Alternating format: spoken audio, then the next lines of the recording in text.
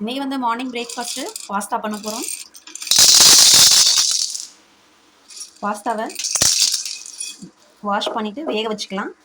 இப்போ வாஷ் பண்ணி நம்ம தண்ணி ஊற்றி வேக வைக்கிற போகிறோம். வேக வச்சுட்டு எப்படி இருக்குன்னு பார்க்கலாம்.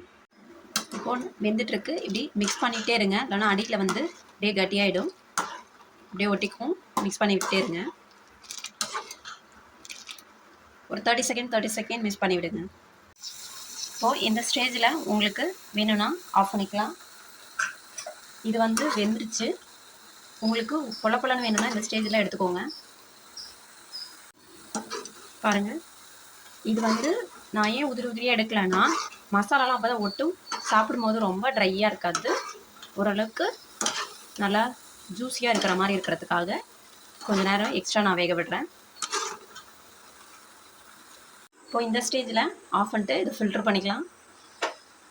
இப்போ இதில் கோல்டு வாட்டர் கொஞ்சம் ஆட் பண்ணிவிட்டு நல்லா ஃபில்ட்ரு பண்ணிவிடுங்க. ஃபில்ட்ரு பண்ணி வச்சுருங்க. பாஸ்தா எப்படி பண்ணலான்னு பார்த்துக்கலாம். ஃபஸ்ட்டு ஒரு கடாய் ஹீட் பண்ணிட்டு ஆயில் விட்டுக்கோங்க. ஆயில் ஹீட் ஆனோடனே கடுகு போட்டுக்கலாம். கட் பண்ணி வச்சுருக்க வெங்காயம், பச்சை மிளகாய், கருவேப்பிலை எல்லாத்தையும் ஆட் பண்ணிக்கலாம். இதை நல்லா வதக்கிக்கலாம். வதங்கிடுச்சு. இப்போது இடித்து வச்சுருக்க இஞ்சி பூண்டு பேஸ்ட்டை வந்து ஆட் பண்ணிக்கலாம். நல்லா மிக்ஸ் பண்ணிக்கலாம். நல்லா மிக்ஸ் பண்ணி விட்டுருங்க.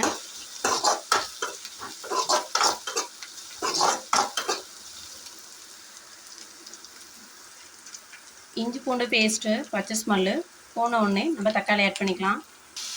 இப்போ தக்காளி நல்லா வதக்கலாம்.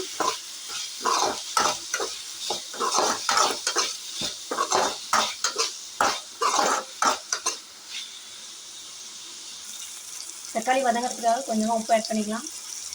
மிக்ஸ் பண்ணிக்கலாம்.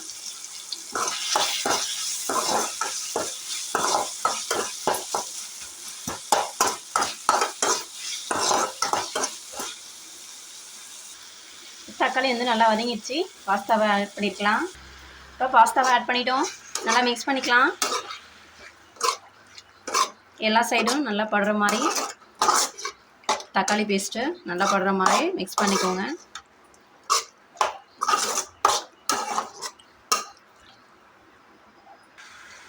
பாஸ்தாவுக்கு தேவையான அளவு உப்பு ஆட் பண்ணிக்கோங்க.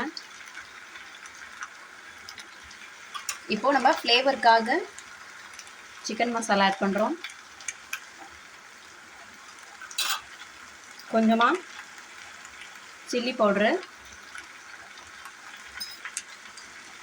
கொஞ்சமாக மஞ்சள்தூள் ஆட் பண்ணிக்கோங்க. இப்போ இதெல்லாத்தையும் நல்லா மிக்ஸ் பண்ணிக்கலாம்.